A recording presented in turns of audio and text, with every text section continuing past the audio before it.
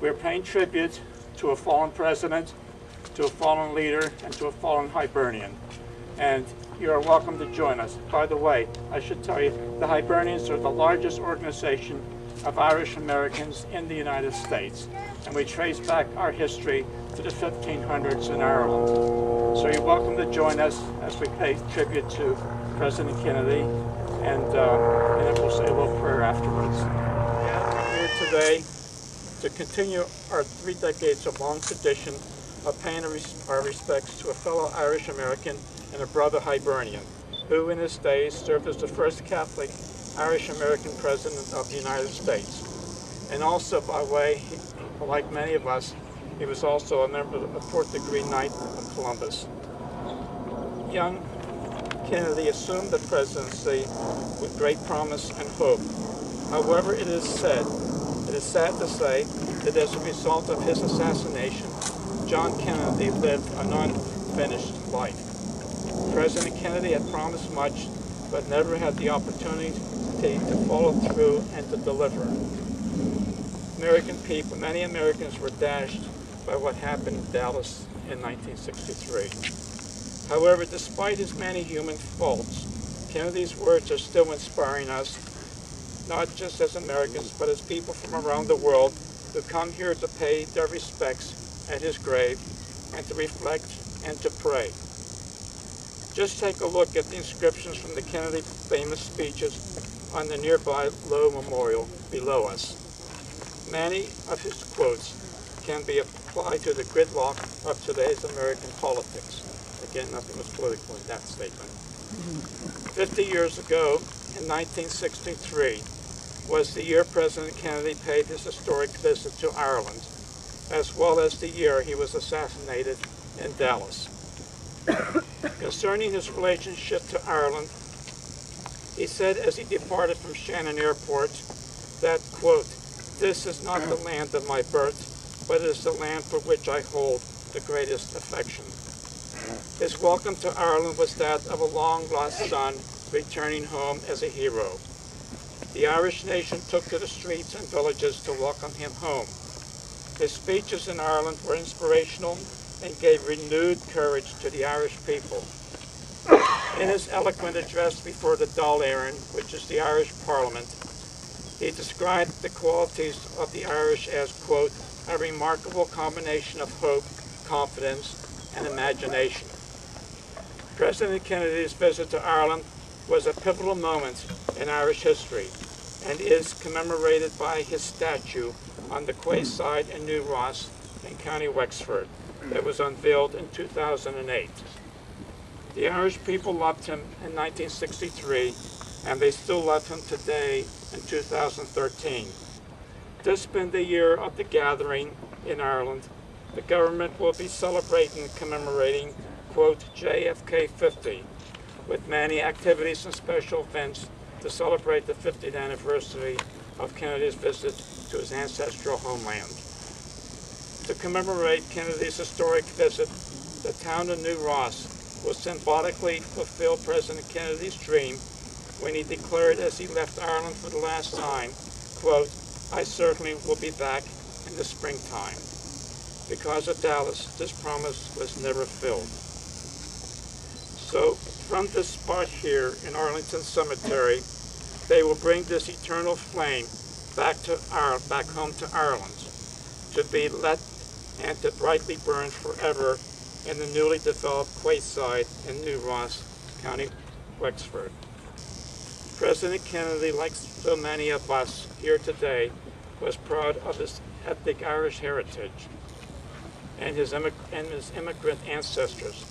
Kennedy embroiled the ultimate success story of the Irish immigrant family. In America, his family went from famine immigrant to one of the most powerful American political families in just 3 generations. More than that, his visit and his inspiring speeches he delivered in Ireland were to change forever how the Irish perceived themselves. He said it best when he declared, in Ireland, quote, "When my great-grandfather left here to become a copper in East Boston, he carried nothing with him except two things, a strong religious faith and a strong desire for liberty." And that is something my own father, my grandfathers, many of my great-grandfathers carried to the United States with them. In his brief time as president, John Kennedy became the embodiment of the Irish and Irish-American spirit and courage. To John F. Kennedy and to the Irish, there was no such thing as an impossible dream. His visit home to Ireland ignited the spirit of the Irish in both the United States and Ireland. Thank you very much.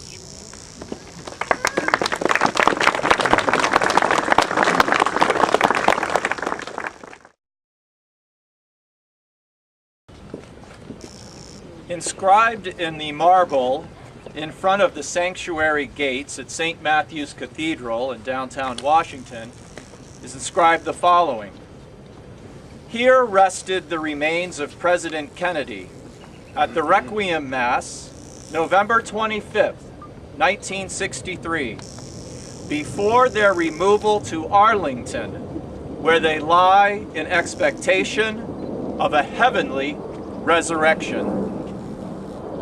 How appropriate then it is for us to be here today to honor President Kennedy on this particular day, Holy Saturday, where we wait with the entire Church Universal in expectation of the heavenly resurrection. Therefore, let us pause for a moment of silence, giving thanks to God for the presidency of President Kennedy.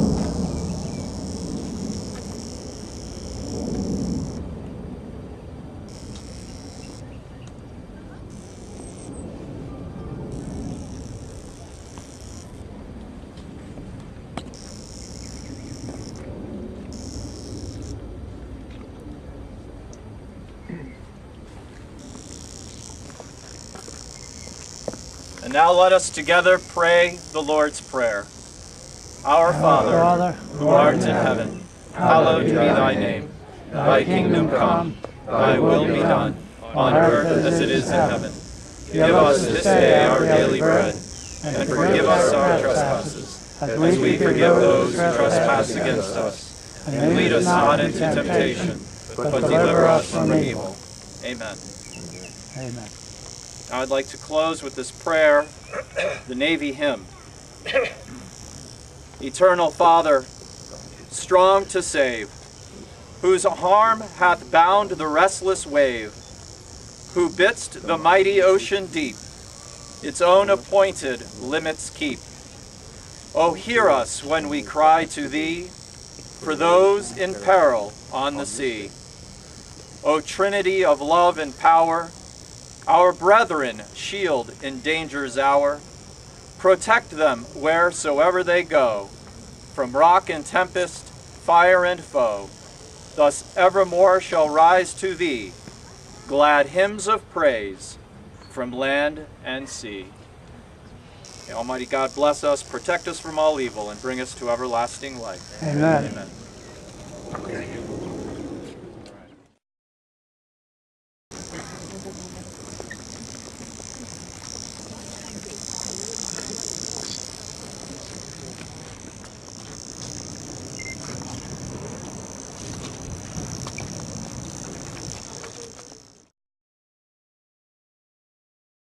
I am Ralph Day. I am president of the Ancient Order of Hibernians in the Archdiocese of Washington, D.C. The Archdiocese of Washington, D.C. not only encompasses the city of the District of Columbia, but also 5 counties in Maryland, which would be Montgomery, Prince George's County, Calvert, St. Mary's, and Charles counties. We welcome all of you here. We're glad to see you. Our purpose today is, as Adam stated, was to pay honor to George Washington Parke Custis. But we have other ways of honoring George Washington Parke Custis.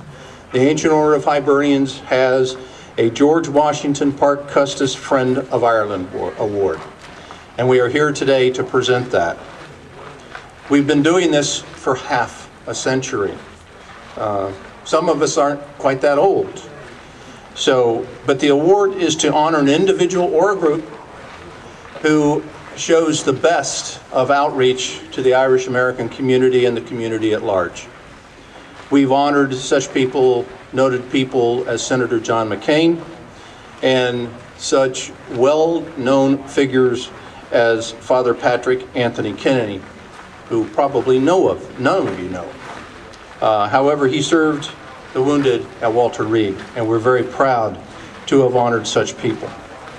Each year, the State Board of the District of Columbia does a soul-searching activity, and we go back to finding someone or a group that has really committed to the Irish American community. And I can think of no one better than honoree today. For 33 years, Danny Costello has epitomized the Irish American outreach. And I'm Irish, I'm allowed to cry. Now, I'm not sure when Danny first realized he was Irish, okay? But I do know that in 1978 he made his first trip to Ireland. And for those of you who've been to Ireland, or even for those of you who have not, you must understand that stepping on the sod is a special moment. Well, that was in 1978. And Danny came back and he decided, I'm going to be a musician.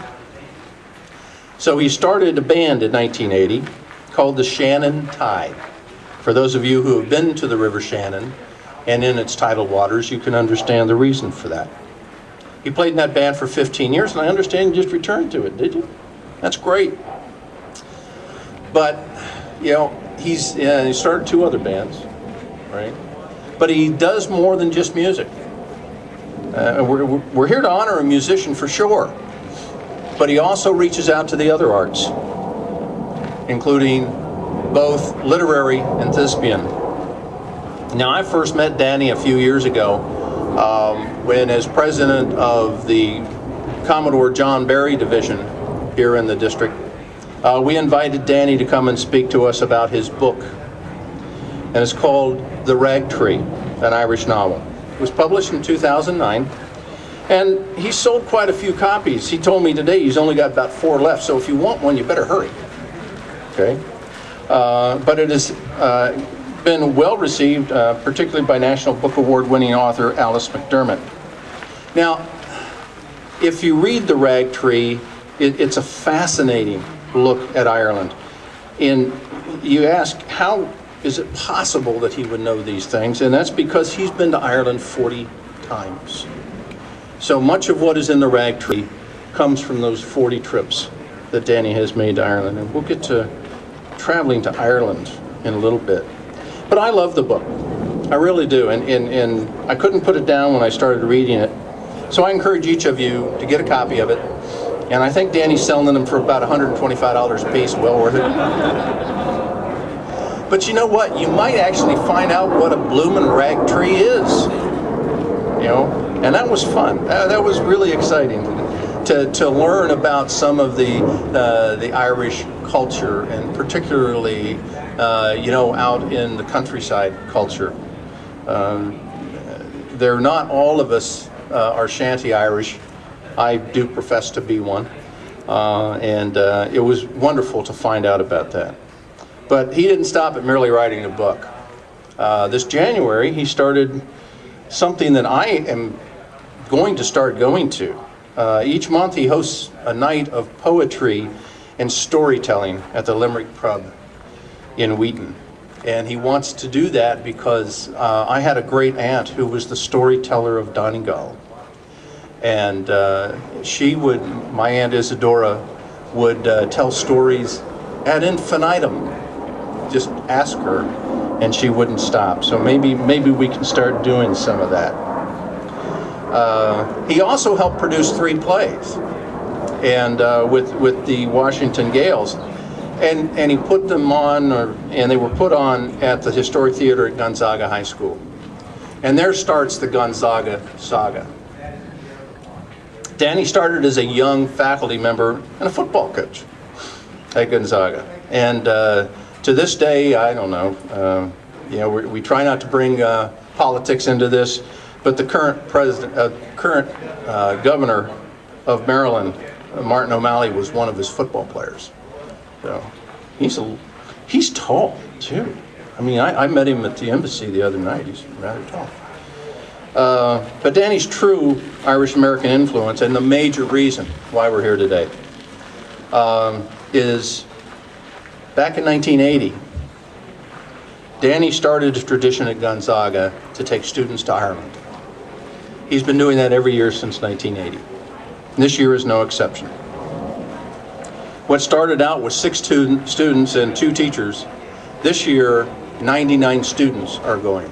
And there's a bunch of chaperones, and I think they're all sitting back there.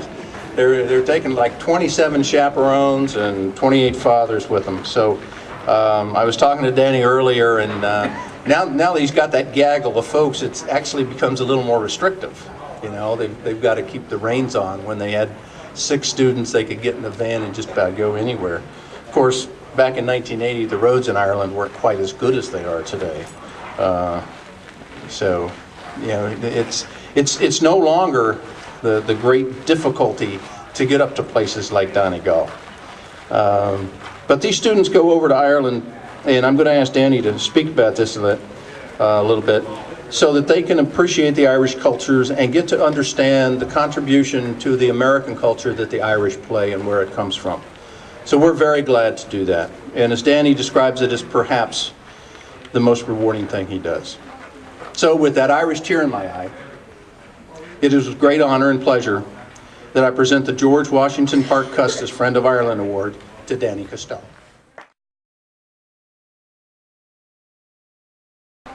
So with that Irish tear in my eye, it is with great honor and pleasure that I present the George Washington Parke Custis Friend of Ireland Award to Danny Costello.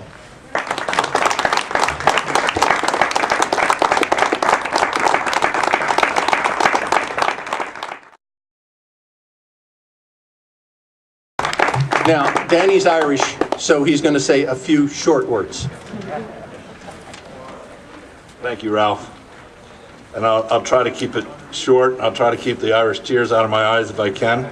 The first thing, I'm very glad to sit here that the award goes to a group also, because I don't do this alone, speaking about the Irish trip.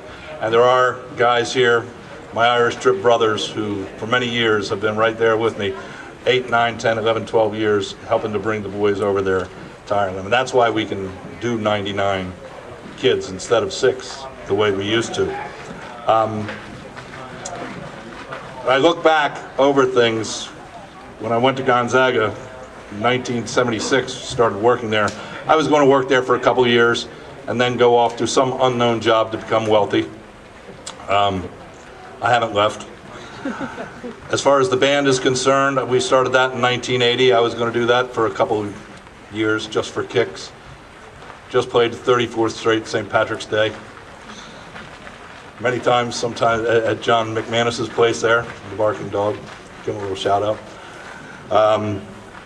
As for the Irish trip itself, my friend Ted Scourin and I, who started the trip back in 1980, I can remember after the second trip, we said, never again, we're not going to do this. Then we said, well, we like the kids in the next group. Next year coming up, we'll give them a chance. That was Joe Viola's group. Joe, we'll give him a wave. You guys saved the trip for the next 30 years of students. I guess the point is you never know when you get into something where it's going to take you. And in that regard, I think I didn't find Ireland. Ireland found me and didn't let go, and I had the good enough sense to hang on. I also want to say that you don't go to Ireland 40-some times without permission and the blessing of home. So I want to thank my wife, Chris, and my daughters who are here, and my mom who's here. And Ralph said, when did you find out that you were Irish? And I think my mom told me straight away when I was named Danny for the song Danny Boy, and my middle name is Patrick. So I don't remember a time that I wasn't told that I was Irish. I do want to say a couple things about the trip and how it works. And from the beginning, this is not a hop on a bus and go around and kiss the Blarney Stone type tour, though we've done that, but not on the bus. Today, with 99, that first group, we'll go back, first group was 6 kids and 2 adults, and we did our best to just live in Ireland for 9-10 days at that time. We still try to do the same kind of intimate immersion into that wonderful country today. With the 99 kids, they'll be broken out into 9 different groups, and they'll have 2 or 3 chaperones that take them around and 3 or 4 dads who do the cooking. We live in our own cottages, we drive our own vans. There is no, everybody, the parents keep asking me, what's the itinerary? What's the agenda? There is no itinerary, I tell them. There is no agenda. And they have a hard time grasping that until their sons come home. And I'd like to give you an example. One thing that is not strictly on the agenda, but we tend to do every year, almost all the kids, is climb Croagh Patrick Mountain there in County Mayo, where St. Patrick drove the snakes out of Ireland, and the boys and the chaperones and the dads thoroughly enjoy that. Full confession, I submit to the gravitational pull down to the bottom of the mountain. I never made it to the top of the gravitational pull right to Campbell's Pub, which is at the foot of the mountain, which is also part of our rituals now. And one day in particular, it was about, I think, 2005 or 2006, and I know many of the guys that are here were there that day, and I just happened to bring a guitar that day, and I took it out, and it's magical what happens in Ireland. You can turn an empty pub into a full house in seconds by bringing out the guitar, and that's what happened. We just started singing, and quickly enough I passed the guitar off to some of the boys who were players and singers, and some of the Irish that were there were players and singers. So we had a great afternoon, and a fellow, Owen Campbell was the owner. Owen was busy making sandwiches for the boys who had just come down the mountain. His brother Michael came up to me holding a large box, a white box, and he started saying, make sure you take the boys across the street, across the road, he said. And across the road was the famine memorial. He said, they have to know what happened here, and there's a beautiful memorial set against the Clew Bay and the mountains beyond, and it's sort of a skeletal structure, and it's really touching about the Irish famine. And he went on about the famine and what had happened in Ireland 150 years before at that time.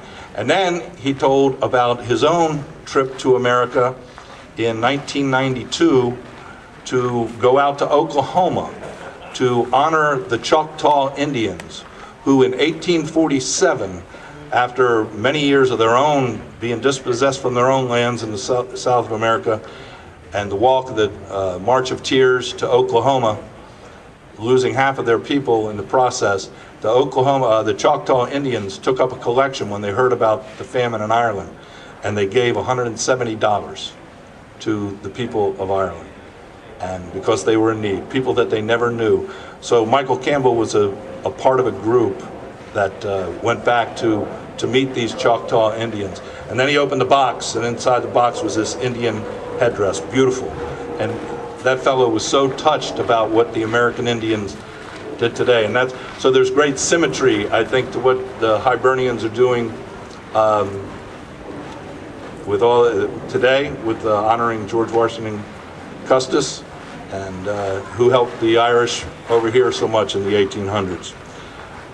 One of the kids who was there that day, here's where the Irish tears come, was a kid named Cameron Miller. Cameron Miller was a fine student, as most of them are, at Gonzaga College High School. And Cameron, I want to back up 1 second and say what a great lesson when I mentioned Gonzaga that the kids got that day, and Cam Miller and his friends, because our motto in all Jesuit schools is to become men for others. And how about those Choctaw Indians who were men and women for others, to help people that they didn't even know, only that they were suffering. So anyway, Cam Miller was there that day, and he would talk about the Irish trip, his father told me, for the rest of his life. from the day he came home until the day he died this past summer, a sudden victim of leukemia. And Cam's dad was so touched about his son's trip to Ireland and the way he spoke about it all these years, that all the money that was donated after Cam's death has gone to support the Gonzaga Irish trip so others who couldn't afford can come.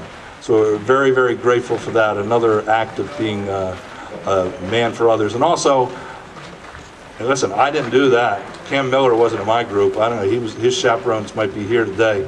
They were the ones who took him around. I was just there organizing, playing the guitar. So again, there was a lot of people who did that.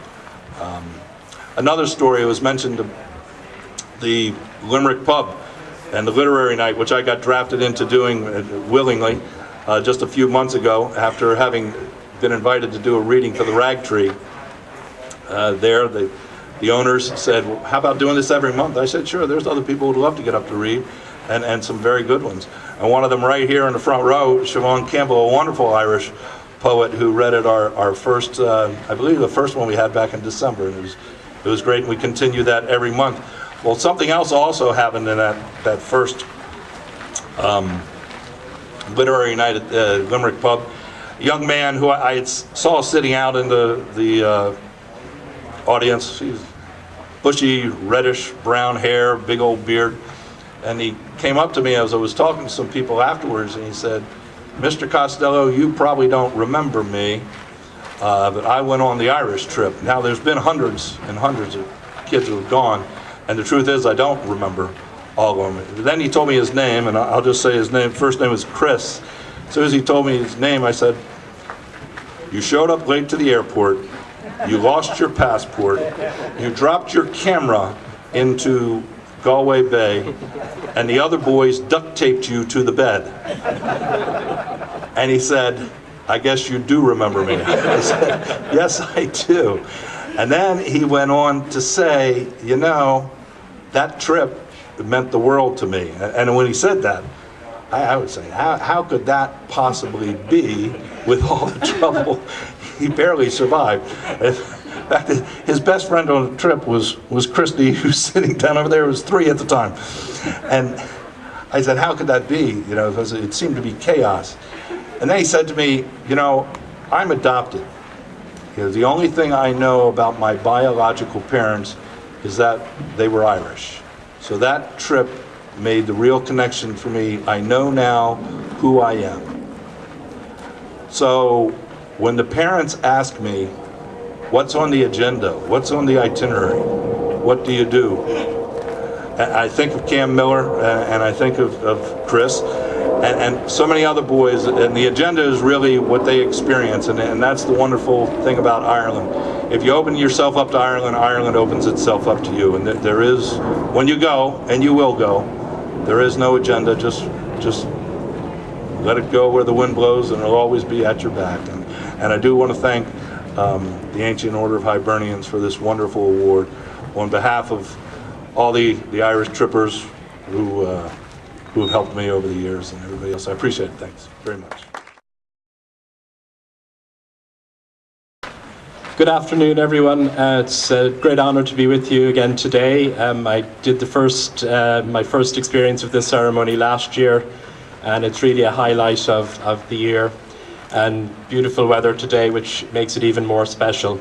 I just want to say a few words to thank, first of all, the National Park Service for the support they give to this ceremony and to the Ancient Order of Hibernians.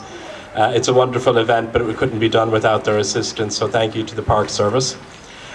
Secondly, I just want to congratulate the Ancient Order of Hibernians. They do a wonderful job in celebrating their Irish heritage and culture, and it's ceremonies like this, which have been going on for many, many years, and the dedication and organisation and commitment that they bring to these events that makes it special, and that shows how special the Ancient Order of Hibernians are. So we thank you very much and congratulate you for the great work that you do. And lastly today, I just want to congratulate Danny Costello, or Danny Costello as we'd call him in Ireland. He's just demonstrated why he's being given this award with the great work that he's done over the years in celebrating his Irish heritage and in sharing that with all of the kids that they've brought to Ireland on all of these trips. At the moment, in 2013, we're having what's called The Gathering, which is an invitation to everybody to come and visit Ireland this year. But that's only 1 year, and what Danny and his colleagues have done is bring people every year, year in and year out. And it's those personal connections to Ireland that keeps the Irish-American community strong and keeps the connection between Ireland and the United States strong. And so we really do thank and congratulate Danny and all his colleagues for the work that they've done over the years. And just to say, may it continue for many, many more. If any of you heard Adrian Flannery's Irish radio show this morning from New York, he interviewed me for it, and I explained to a nationwide audience why we're doing what we're doing today. But the question is often asked, why do Hibernians pay tribute to George Washington Parke Custis by planting shamrocks on his grave? The shamrock is a traditional symbol of Ireland. It's a religious symbol of the Trinity. And through the centuries, it has been proudly worn and used by many Irish banners and flags, including the flags of the many Irish brigades in our own history, as well as the regiments of other nations that exiled South Irish soldiers fought. In recent times, it became part of the Antietam Irish Brigade monument, which we dedicated in October 1997.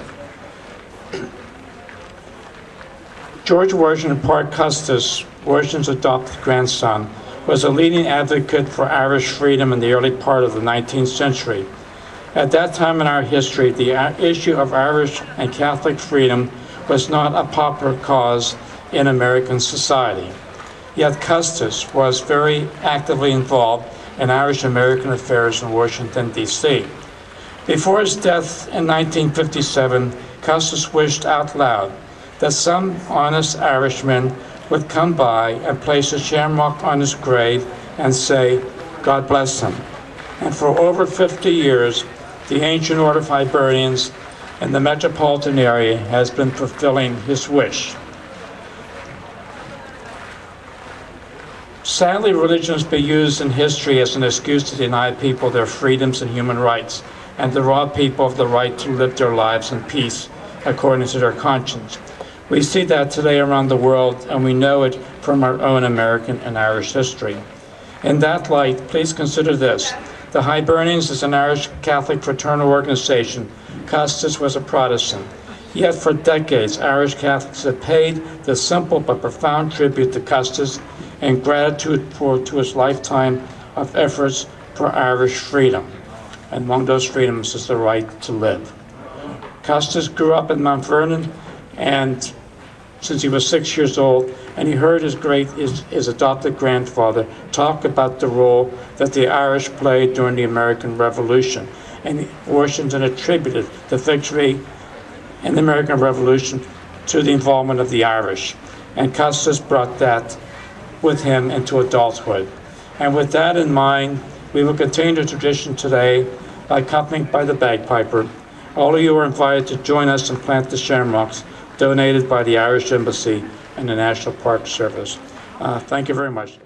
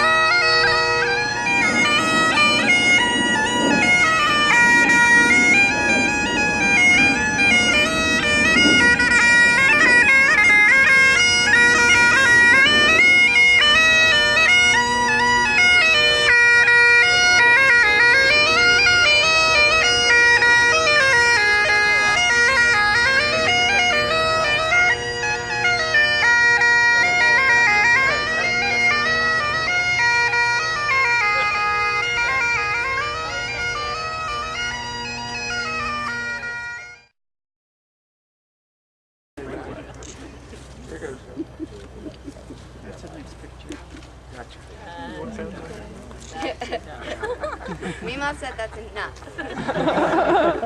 She has spoken. I'm sure she never said that to your father. All right. Put these Put things. them in. Yes. I've done mine. You've done yours good. Now you can do mine.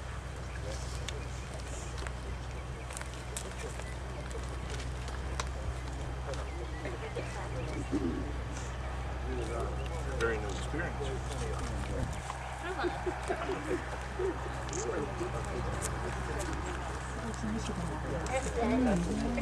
What is it, Dave? We celebrate all the fun.